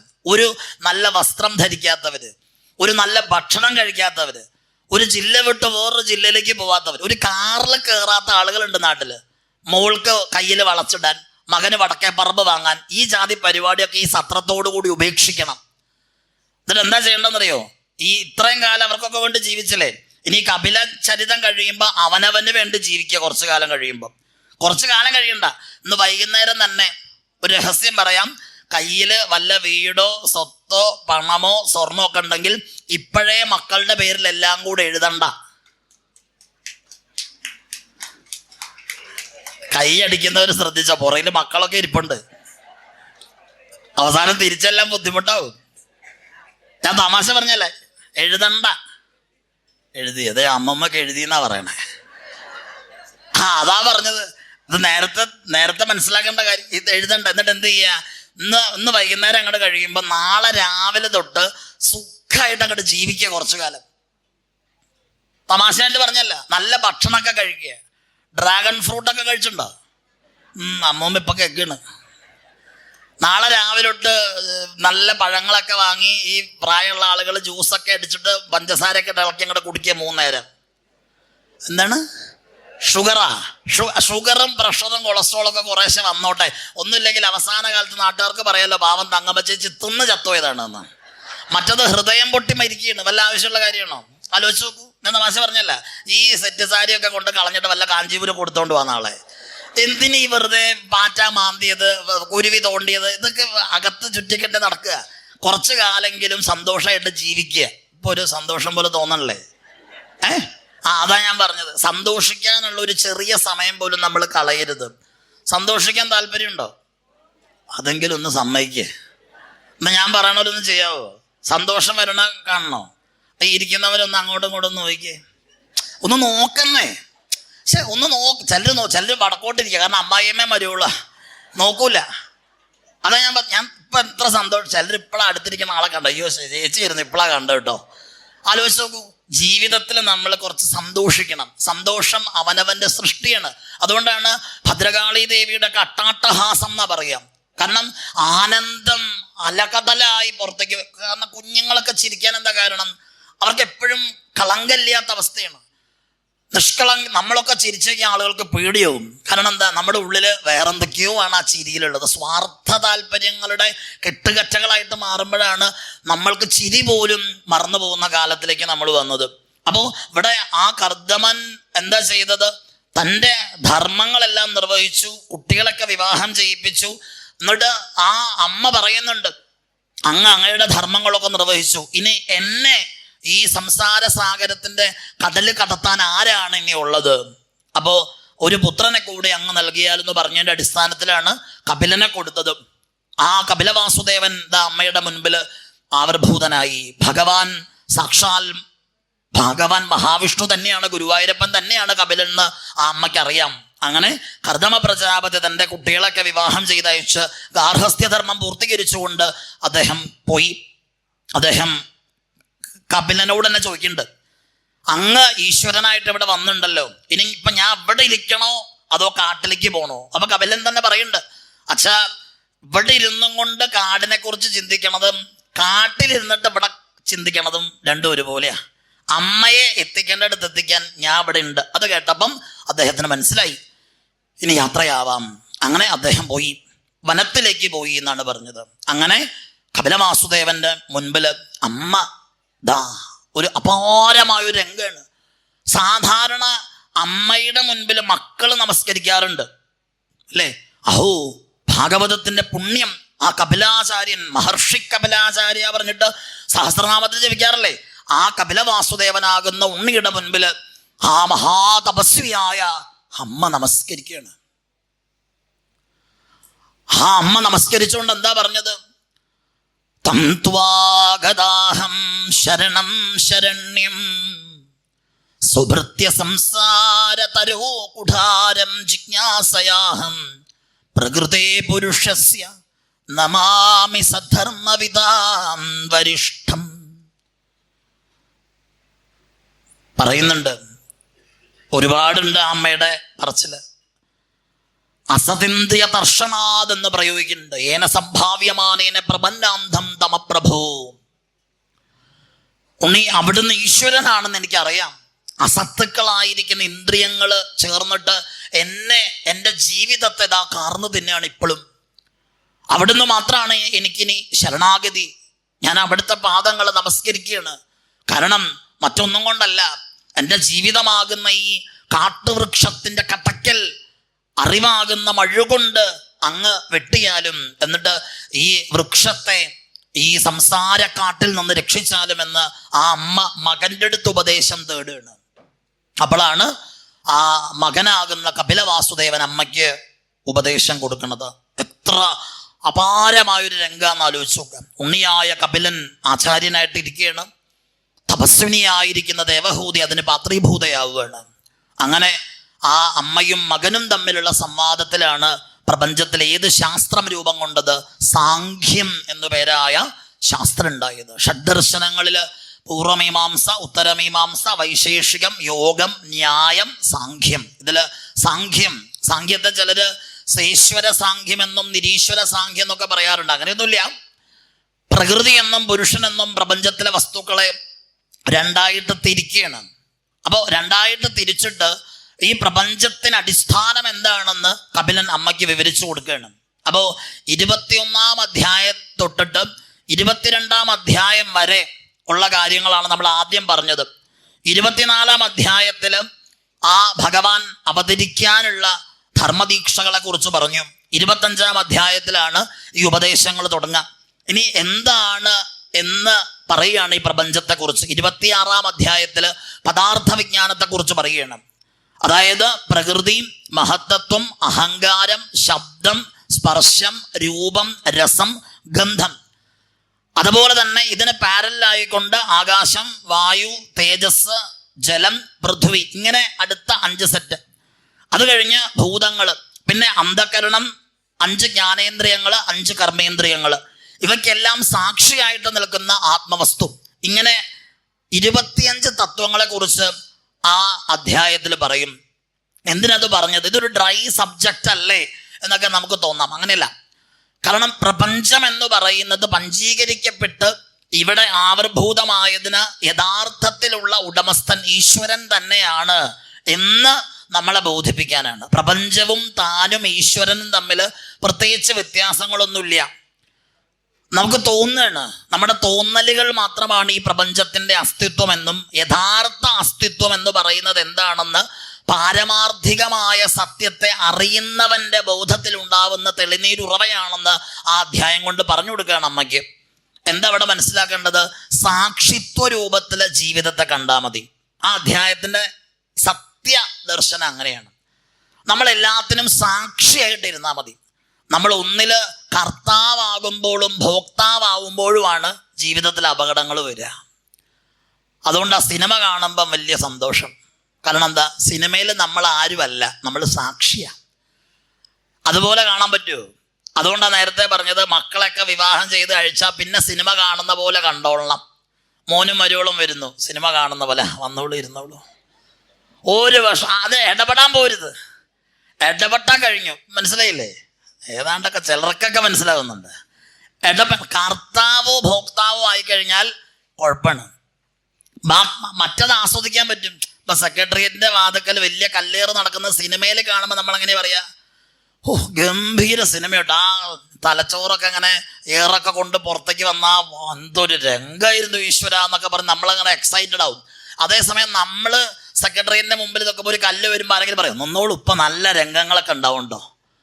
അങ്ങനെ പറയില്ല. കാരണം എന്താ? അതിൽ നമ്മൾ സാക്ഷിയാണ്. ഇവിടെയോ നമ്മൾ ഭോക്താവും കർത്താവുമാണ്. അപ്പൊ സാക്ഷിയായിട്ട് നിന്നാ മതി. മനസ്സിലാവണുണ്ടോ? അതായത് ആരുടെയും പിന്നാലെ നടക്കരുത് എന്നാണ് ഈ അധ്യായത്തിന്റെ സത്യത്തിലുള്ള പ്രായോഗിക വേദാന്തം. അതുകൊണ്ട് മക്കളൊക്കെ, പെൺകുട്ടികളൊക്കെ കല്യാണം കഴിച്ച് അയച്ചാൽ പിന്നെ ഇടയ്ക്കിടയ്ക്ക് കുത്തി കുത്തി വിളിക്കണ്ട. അത് പെട്ടെന്ന് മനസ്സിലായി തോന്നുന്നു. പിന്നെ ആ വിളിയായി കുഴപ്പമുണ്ടാക്കണേ, ആ വിളിക്കണ്ട. അപ്പൊ അവൾ അവിടെ നിന്ന് ഇങ്ങോട്ട് പറയാം, അമ്മ നമ്മൾ വിചാരിച്ച പോലെയൊന്നും അല്ല കേട്ടോ അവിടെ. അപ്പൊ ആ അമ്മ പറഞ്ഞാൽ മതി, നീ വിചാരിക്കണ പോലെ ഒന്നും ഉണ്ടാവുമൊന്നുമില്ല, ഞാനും നിന്റെ അച്ഛനും കൂടെ തീർത്ഥാടനത്തിന് പോവാ, നീ അവിടെ ഇരുന്നോന്ന് പറഞ്ഞാൽ അന്ന് അവൾ നന്നാവും. മനസ്സിലായി? അതാ വേണ്ടത്. ജീവിതത്തിൽ അങ്ങനെയാ വേണ്ടത്. കുറച്ച് കാലം കഴിഞ്ഞാൽ പിന്നെ ഇതിലൊന്നും ഇടപെടാൻ നിൽക്കരുത്. വീട്ടിന്റെ വാതിക്കൽ ഒരു കസേര വാങ്ങിയിട്ട് എന്ന് ഉച്ചയ്ക്ക് പോകുമ്പോൾ ഒരു കസേര വാങ്ങിക്കോളാം, അല്ലെങ്കിൽ ഇവിടുന്ന് ഓരോന്നും എടുത്തോ, എങ്ങനെയായാലും മതി. എന്നിട്ട് വീട്ടിന് ആരുടെയും പിന്നാലെ നടക്കുകയും ചെയ്യരുത്. കപില വാസുദേവൻ അമ്മയോട് പറഞ്ഞ കാര്യമാണ്. ഈ പ്രപഞ്ചം എന്ന് പറയുന്നത് രസ, സ്പർശ, രൂപ, ഇന്ദ്രിയ, ജ്ഞാനേന്ദ്രിയ, കർമ്മേന്ദ്രിയ, തേജസ്, വായു, പൃഥ്വി, ഇതിൻ്റെയൊക്കെ സമ്മിശ്രമായിട്ടുള്ള ഒരു ലോകമാണ്. ഇതൊരു മായാലോകമാണ്. ഇവിടെ നമ്മൾ പെട്ടാൽ പെട്ടതാ. അതുകൊണ്ട് പെടാതിരിക്കാനുള്ള വഴി എന്താ? ഏതാവാൻ സാഖ്യയോഗാഭ്യാം സ്വധർമ്മ പരിനിഷ്ഠിത ജന്മലാഭ പരപുംസ അന്തേ നാരായണ സ്മൃതി. നാരായണ സ്മൃതിയോടുകൂടി കാണുന്നതൊക്കെ നാരായണ സ്മൃതിയോടുകൂടി കാണാൻ പറ്റൂ. അപ്പോഴാ ജീവിതത്തിന്റെ രസം ഉണ്ടാവുക. ഭർത്താവ് ആരാൻ ചോദിച്ചു കഴിഞ്ഞാൽ ആരാ? ഈശ്വരൻ തന്നിരിക്കുന്നതാണ്. മനസ്സിലായില്ലേ? ഈശ്വരൻ തന്നിരിക്കുന്നതാണ്. കുറവുകളൊക്കെ ഉണ്ടാവാം. ചിലപ്പോൾ ഇന്റർനാഷണൽ ധൂർത്തൻ, അന്താരാഷ്ട്ര പിശുക്കിയിട്ടായിരിക്കും വരിക. അതങ്ങനെ ഉണ്ടാവുക. ചിലപ്പോൾ കുറേ വർത്താനം പറയുന്ന ഭർത്താവിന് ഒന്നും മിണ്ടാത്ത ഭാര്യയും. സത്യത്തിൽ അതാ നല്ലത്. ഇല്ലെങ്കിൽ നാട്ടുകാർക്ക് കിടന്നുറങ്ങാൻ പറ്റില്ല. അല്ല, അങ്ങനെയും കൂടെ ഉണ്ട്. നമ്മളത് ചിന്തിക്കേണ്ടതുണ്ട്. അപ്പോൾ എല്ലാത്തിനും ഒരു പരസ്പര പൂരകത്വമുണ്ട്. അപ്പോൾ ആ അധ്യായത്തിൽ പറഞ്ഞതാണ്, പ്രപഞ്ചത്തിൽ കാണുന്നതിനൊന്നും സത്യത്തിൽ അസ്തിത്വമില്ല. നമ്മൾ വിചാരിക്കുകയാണ് ഇതിന് അസ്തിത്വം ഉണ്ട്. എൻ്റെ മകൻ, എൻ്റെ മകള്, അതൊക്കെ നമ്മുടെ തോന്നൽ മാത്രമാണ്. അത് പറയുന്നുണ്ട്. ഗുരു ഗുരുവല്ല, ശിഷ്യൻ ശിഷ്യനല്ല, ഭർത്താവ് ഭർത്താവല്ല, ഭാര്യ ഭാര്യയല്ല. ഋഷഭാവതാരത്തിന് പറയുന്നുണ്ട്, ഭാര്യ ഭർത്താക്കന്മാർ തമ്മിൽ സ്നേഹിക്കുന്നത് ശരീരങ്ങളെയാണെങ്കിൽ കുറച്ചു കാലം കഴിയുമ്പോൾ ലാളന ഏറ്റുവാങ്ങിയ ശരീരങ്ങൾ കാണുന്നത് പോലും മറപ്പും വെറുപ്പും ഉളവാക്കപ്പെടും. അതേസമയം നിങ്ങൾ ആത്മവസ്തുവിനെയാണ് സ്നേഹിക്കുന്നതെങ്കിൽ, ക്വാളിറ്റിയെയാണ് സ്നേഹിക്കുന്നതെങ്കിൽ, നമ്മൾ പരസ്പരമുള്ള ആ സ്നേഹം ഉണ്ടല്ലോ, അത് അപാരമാണ്. എനിക്ക് ഭാഗവതം തന്നുള്ള ഗുരുവായൂരപ്പദാസ സ്വാമികളും വള്ളിയൂർ തിരുമേനിയും ഒരുമിച്ചാണ് ഭാഗവതം അമ്പലപ്പുഴ നാടകശാലയിൽ പണ്ട് നടത്തിയിരുന്നത്. ഗുരുവായൂരപ്പദാസ സ്വാമികളുടെ ഇവിടുന്ന് ഈ ലോകത്ത് നിന്ന് അദ്ദേഹം മടങ്ങിപ്പോയതിൻ്റെ അന്നാണ് പിന്നീട് എനിക്ക് ദേവി ഭാഗവതമൊക്കെ തന്ന ഗുരുനാഥനായിട്ടുള്ള രാമനാഥൻ സാറിനെ ഞാൻ കാണുന്നത്. അന്നത്തെ ദിവസമാണ്. അപ്പം അതൊരു ഗുരുകൃപയായിട്ട് എനിക്ക് തോന്നിയുള്ളത്. അപ്പം ഗുരുവായൂരപ്പ സ്വാമി പോയപ്പോൾ എനിക്ക് വല്ലാത്ത ഏങ്ങലായിരുന്നു, കൈപിടിക്കാനുള്ള വെളിച്ചം നഷ്ടപ്പെട്ടതുപോലെ. പക്ഷേ ഗുരുകൃപ എന്ന് പറയുന്നത് അതാണ്. ആ മഹാഭാഗവതന്മാരൊക്കെ തമ്മിലുണ്ടായിരുന്ന അഗാധമായ സ്നേഹങ്ങൾ, അപ്പം അതിനെക്കുറിച്ച് അപ്പോൾ അവിടെ വന്നപ്പോഴും നമ്മൾ തമ്മിൽ ആ സ്നേഹമില്ല. പണ്ടൊരിക്കൽ ആഞ്ഞം തിരുനാമാചാര്യൻ ഗുരുവായൂർ കൃത്യം 6 മണിക്ക് ആ മണ്ഡപത്തിൽ ജപിക്കാൻ ഒരു നാമജപ കൂട്ടായ്മ ഉണ്ട്. അതിന് വരും. വള്ളിയൂർ തിരുമേനിയുടെ സപ്താഹത്തിന്റെ രീതി കേരളീയ സപ്താഹ രീതി അല്ല ശരിക്കും. പലർക്കും അത് ധാരണ ഇല്ലാത്തൊരു കാര്യമാണ്. പട്ടപ്പ നമ്പൂതിരിയായിരുന്നു അദ്ദേഹത്തിന്റെ ഗുരുനാഥനെങ്കിലും അദ്ദേഹം ശുണ്ഠിക്കാരനായിരുന്നു. ഒന്നും പറഞ്ഞു കൊടുത്തിട്ടൊന്നുമില്ല എങ്ങനെ ഇത് നടത്തണം എന്നൊക്കെ. അത് പറഞ്ഞു കൊടുത്തത് ശൃംഗാരിപുരം കേശവദീക്ഷിതരാണ്, അനന്തരാമദീക്ഷിതരാണ്. അനന്തരാമദീക്ഷിതർ എന്ന പേരായിട്ടുള്ള മഹാത്മാവാണ് അദ്ദേഹത്തിന് ഈ അതുകൊണ്ട് തിരുമേനിയുടെ സമ്പ്രദായത്തിൽ തച്ചുകൊടുത്തിട്ടാണ് ഭാഗവത്തിന് മുമ്പിൽ വരാൻ പാടുള്ളൂ എന്നാ. ഈശ്വര പൂജ പോലെ തച്ചുകൊടുത്തേ വരാൻ പാടുള്ളൂ എന്നൊക്കെ നിഷ്കർഷ അദ്ദേഹം അങ്ങനെ എന്നോടൊക്കെ അദ്ദേഹം അങ്ങനെ പറഞ്ഞുള്ളത്. തച്ചുകൊടുത്തിട്ടേ ഭാഗവതം പറയാൻ പോവാവുള്ളൂ. അത് ശൃംഗാരിപുരം അനന്തരാമദീക്ഷിതരുടെ സമ്പ്രദായ പരമ്പരയാണ്. അപ്പോൾ അതിന് കുറച്ച് വ്യത്യാസമുണ്ട്. അവസാനത്തെ 6-ാം ദിവസം 80-81 അധ്യായം ഗുരുവായൂരിരുന്ന് വായിച്ചുകൊണ്ടിരിക്കുക തിരുമേനിയുടെ വേറൊരു ക്രമത്തിൽ. അപ്പോൾ കുറച്ചങ്ങോട്ട് വൈകിപ്പോയി. ഒരു 6 മണി എന്നുള്ളത് 6:15. അപ്പോൾ ആഞ്ഞം ശുണ്ഠിക്കാരനാണ് അദ്ദേഹം. നാമം ജപിക്കാനുള്ള ആ തൃഷ്ണ കൊണ്ടാട്ടോ ഓടി ഇങ്ങോട്ട് വന്നപ്പം വള്ളിയൂർ തിരുമേനി നിർത്തിയിട്ടില്ല. പെട്ടെന്ന് മുഖയിരുണ്ടു, ഗൗരവമുണ്ടായി പെട്ടെന്ന്. അപ്പോൾ വള്ളിയൂർ തിരുമേനിക്ക് അത് മനസ്സിലായി. അങ്ങനെ അദ്ദേഹം പോയി വിഷമിച്ചു. എന്നാലും അദ്ദേഹത്തിന് വിഷമമായല്ലോ, ആഞ്ഞത്തിന് വിഷമമായല്ലോ, ഞാൻ സമയക്ലിപ്തത പാലിച്ചില്ലല്ലോ എന്നൊക്കെ വിഷമമായി. അപ്പോൾ തിരുമേനി രാവിലെ കിടന്നിട്ട് അദ്ദേഹത്തിന് ഉറക്കം വന്നില്ല രാത്രിയിൽ വള്ളിയൂർ തിരുമേനിക്ക്. രാവിലെ ആയപ്പോൾ അദ്ദേഹം തീരുമാനിച്ചു, എന്തായാലും ആഞ്ഞത്തിനെ കണ്ടൊന്ന് ഒരു ഒരു ഒരു മാപ്പ് പറഞ്ഞേക്കാം എന്ന് വിചാരിച്ചിട്ട് അങ്ങോട്ട് ചെന്നു. അപ്പൊ ആഞ്ഞ രാവിലെ എന്നെ പാഞ്ഞു പിടിച്ച് വരിക. ആഞ്ഞം തിരുമേനിയെ കണ്ടത് അങ്ങോട്ട് നമസ്കരിച്ചു. എന്ന് പറഞ്ഞു, ഞാൻ അങ്ങയോട് ഒരു തെറ്റ് ചെയ്തു കേട്ടോ. ഇന്നലെ എൻ്റെ ഹൃദയത്തിൽ കുറച്ച് ദേഷ്യം ഉണ്ടായി മള്ളിയൂരെ. ഇന്നലെ പക്ഷേ രാത്രി ഗുരുവായൂരപ്പൻ വന്നിട്ട് എന്നോട് ചോദിച്ചു, എന്താ ആഞ്ഞം കാണിച്ചത്? ആ മള്ളിയൂർ തിരുമേനെ വിഷമിപ്പിക്കണോ? ഇത്രയും ഹൃദയശുദ്ധിയുള്ള ഒരാളോടാണോ അങ്ങനെ പെരുമാറിയത്? അദ്ദേഹം ജപിച്ച നാമാണെന്ന് ആഞ്ഞത്തിന് മനസ്സിലായില്ലേ എന്ന് ചോദിച്ചിട്ട് ഞാൻ ഇന്നലെ ഉറങ്ങിയതേ ഇല്ലേ തിരുമേനി പറഞ്ഞിട്ട് ഗുരുവായൂർ അമ്പലത്തിൻ്റെ നടയിൽ വെച്ചിട്ട് അങ്ങോട്ട് ഒരൊറ്റ നമസ്കാരം. ആ നമസ്കാരത്തിൽ നിന്ന് ഒഴിഞ്ഞങ്ങോട്ട് മാറിയിട്ട് മള്ളിയൂർ തിരുമേനി ആഞ്ഞത്തിൻ്റെ പാദങ്ങളിൽ ഒരൊറ്റ നമസ്കാരം. 10-21 വട്ടം അങ്ങോട്ട് നമസ്കരിക്കുക, അങ്ങോട്ട് നമസ്കരിക്കുക, ഇത് കണ്ടിട്ട് ഭക്തജനങ്ങൾ കൂടി ആനന്ദ കണ്ണീര് പൊഴിച്ചൊരു കാലം ഭാഗവതന്മാരുടെ ഇടയിലൊക്കെ ഉണ്ടായിരുന്നു കേട്ടോ. അങ്ങനെയുള്ള ഭാഗവതന്മാരാണ് ഈ ലോകത്തിന് വിളിച്ചത്. ഇപ്പം എന്താ സ്ഥിതി എന്നുള്ളതൊക്കെ നമ്മൾ സ്വയം തിരിച്ചറിയേണ്ടതാണ്. മനുഷ്യർ തമ്മിൽ സ്നേഹമില്ല, ആർദ്രതയില്ല. ഭഗവാനെ വെച്ചുകൊണ്ട് കാണിക്കുന്ന കച്ചവടങ്ങളായിട്ട് ഇതൊക്കെ മാറാതിരിക്കണം. അതും യുഗധർമ്മമാണെന്ന് കൂട്ടിക്കൂടാ. കലിയുഗത്തിന് അങ്ങനെ ധർമ്മം ഉണ്ടല്ലോ, അതും ഭഗവാൻ തന്നെ ചെയ്യണം. അങ്ങനെയാ ഭക്തന്മാർ കാണേണ്ടത്. നമ്മൾ ഒന്നിനെയും കുറ്റപ്പെടുത്താൻ നിൽക്കണ്ട. ഒന്നും ഈ ലോകത്ത് മോശമല്ല. പൂതനാമോക്ഷത്തിന്റെ സമയത്ത് ഇങ്ങനെ കണ്ണടച്ച് കിടന്ന കണ്ണൻ പൂതനെ ഇങ്ങനെ കണ്ണു തുറന്നിട്ടൊന്ന് നോക്കിയിട്ട് ചെറിയൊരു ചിരി ചിരിച്ചിട്ട് കിടന്നു എന്നാ. അതെന്താ എന്ന് ചോദിച്ചാൽ, ഞാൻ ഈ ജന്മത്തിൽ ഇവൾക്ക് കൊടുത്തിരിക്കുന്ന വേഷം എന്നെ കൊല്ലാൻ വേണ്ടി വിഷമുല നൽകാനുള്ളതാണെങ്കിൽ അത് ഇവൾ എത്ര ഭംഗിയായി ചെയ്യുന്നു എന്ന് ഗുരുവായൂരപ്പൻ ചിന്തിച്ചു. അതുകൊണ്ട് നമുക്ക് ഭക്തന്മാർക്ക് ഒന്നും വൈഷമ്യമില്ല. ഇവിടെ പ്രപഞ്ചത്തില് ഗുരുവായൂരപ്പൻ ആശ്രയമായിട്ടുണ്ടോ നമുക്കൊന്നിനും ഒരു കുറവുണ്ടാവില്ല. ഇവിടെ പറഞ്ഞത് അതാണ്. ഈ മായാലോകത്ത് നമ്മൾ പെട്ടാതിരിക്കാൻ എന്താ വഴി എന്ന് പറഞ്ഞു കൊടുത്തു. 27-ാം അധ്യായത്തില് ആത്മവസ്തുവിന്റെ നിരതിശയമായിരിക്കുന്ന ധർമ്മങ്ങളെ കുറിച്ച് പറയുകയാണ്. അപ്പൊ പ്രകൃതി അല്ല ബന്ധഹേതു. പിന്നെയോ പ്രകൃതി എന്ന് പറയുന്നത് അതിൻ്റെ കാര്യങ്ങളിൽ നിന്ന് ആത്മതത്വത്തെ വേർതിരിച്ചെടുക്കുന്ന സമയത്ത് അതിലുണ്ടാകുന്ന ആസക്തിയാണ് ബന്ധത്തിന് ഹേതു എന്ന് അടുത്ത അധ്യായത്തിൽ പറയുകയാണ്. ഇവിടെ മായ ഒന്നിനും ഒരു തടസ്സം അല്ല. അത് ഏറ്റവും നന്നായിട്ട് പറയുന്നത് കശ്മീരി ശൈവന്മാരാണ്. അപ്പോ ശരിക്കും പറഞ്ഞാൽ മായ എന്ന് പറയുന്നത് ഈശ്വരനെ കാണാനുള്ള തടസ്സഹേതു അല്ല എന്ന് മനസ്സിലാക്കണം ആദ്യം. മായ ആരെയും ബന്ധിക്കണില്ല. ഉണ്ടോ? ഇവിടെ വരാനായിട്ട്, ഇവിടെ നോക്കാനായിട്ട് എന്തെങ്കിലും തടസ്സമുണ്ടോ? ഉണ്ടോ? ഉണ്ട്. തടസ്സം നമ്മളാണ്. ഇവിടേക്ക് നോക്കാൻ പറഞ്ഞാൽ അങ്ങോട്ട് നോക്കും. അതിനാരാ കാരണം? നമ്മളാണ്. ഇവിടെ വന്നിരുന്നത് ഈശ്വരനെ കാണാനാ, പക്ഷെ പാർക്കുട്ടി അമ്മയായിട്ട് വർത്താനം പറഞ്ഞ് വീട്ടിൽ പോയി. ആരാ തടസ്സം? മായയല്ല, നമ്മളാണ്. മായ അവിടെ യാതൊരു തരത്തിലും നമ്മളെ സ്വാധീനിക്കണില്ല. അത് പരമാദ്വയവാദത്തില് കശ്മീര ശൈവന്മാര് പറയുന്നുണ്ട്. അതായത് ഈ പ്രപഞ്ചം എന്ന് പറയുന്നതിന്റെ അസ്തിത്വത്തെ പോലും അവർ തള്ളിക്കളയുന്നില്ല. പരമാദ്വയവാദം എന്ന് അതിന് പറയാം.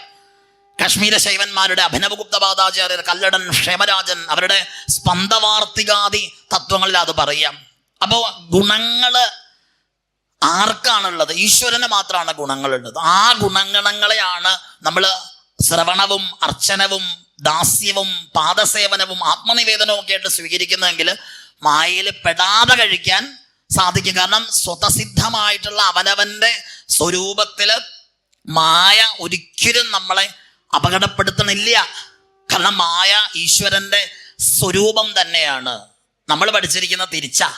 മായ എന്ന് പറയണത് ഈശ്വരനിലേക്കുള്ള തടസ്ഥവാദമായിട്ടാണ് പറയുക. പക്ഷേ പരമാദ്വയവാദത്തില് ഭാഗവതാദി ശാസ്ത്രങ്ങളൊക്കെ നമ്മൾ നോക്കിക്കഴിഞ്ഞാൽ നോക്കൂ, മദ്യം പോലെയാണ് ഉദാഹരണം. ഏറ്റവും നല്ല ഉദാഹരണം മദ്യം. ഈ ലോകത്ത് ആരെങ്കിലും കുഴപ്പിക്കുന്നുണ്ടോ? ഉണ്ടോ? എന്തും മിണ്ടാത്തത്? നിങ്ങൾ ഞാൻ എവിടെയെങ്കിലും നിങ്ങൾ നടന്നു പോകുന്ന സമയത്ത് ഏതെങ്കിലും മദ്യക്കുപ്പിയോട് വന്നിട്ട് ചേട്ടാ എന്നെ ഒന്ന് അകത്താക്കൂന്ന് പറയുന്നുണ്ടോ? ഇല്ല. എന്നിട്ട് നമ്മൾ പറയണം മദ്യം മഹാ കുഴപ്പക്കാരനാണെന്ന്. ആ കുഴപ്പക്കാരൻ സത്യത്തിൽ ആരാണ്? എന്തും മിണ്ടാത്തത്? നമ്മൾ തന്നെയാണ്. അപ്പൊ അല്ലാണ്ട് അപ്പോൾ നമ്മൾ ആലോചിച്ച് നോക്കൂ. അപ്പൊ ഈ അധ്യായത്തിൽ പറയണത് എന്താ വെച്ചാൽ, ഈ ബന്ധമോക്ഷങ്ങൾക്ക് കാരണമായിരിക്കുന്ന ആള് യഥാർത്ഥത്തിൽ മായയല്ല, അവനവൻ തന്നെയാണ്. അവനവനുണ്ടാവുന്ന അബദ്ധങ്ങൾക്ക് അത് സ്വാമി രാമ എന്ന് പറയുന്ന കുട്ടിയോട് ബംഗാളി ബാബ കാണിച്ചു കൊടുക്കുന്നുണ്ട് മായയുടെ വിശേഷം. പർവ്വതത്തിന്റെ താഴ്വാരത്തിലൂടെ ഹിമാലയത്തിൽ സഞ്ചരിക്കുമ്പോൾ ഈ ബാബാജിയോട് എത്രയോ കാലം മുമ്പ് മായ എന്താന്ന് സ്വാമി രാമ ചോദിക്കുന്നുണ്ട്. അപ്പൊ ബാബാജി എന്ത് ചെയ്തു? പെട്ടെന്ന് ഇതൊക്കെ കുറെ കാലം കഴിഞ്ഞിട്ടാണ് ഉത്തരം പറയുക. മഹാത്മാക്കൾ പെട്ടെന്നൊന്നും ചോദിക്കണ ഉത്തരം പറയുന്നില്ല.